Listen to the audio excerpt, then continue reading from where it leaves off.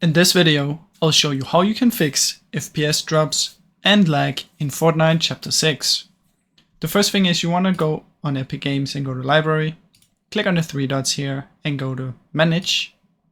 In here, try and verify your files and see if that works. If it still doesn't, click here again and go to Options.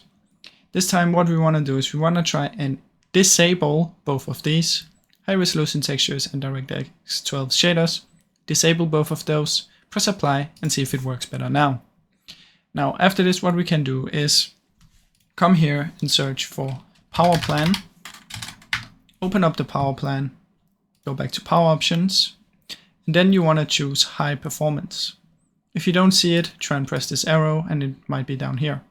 Select the high performance, and after that you can close it down. Search for game mode, open up game mode, make sure game mode is on, make sure game bar is turned off.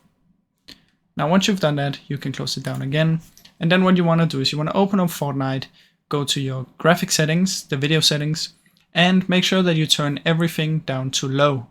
Now the lower that you turn it down, the better the game will work. So make sure you turn your video, your graphic settings down to low.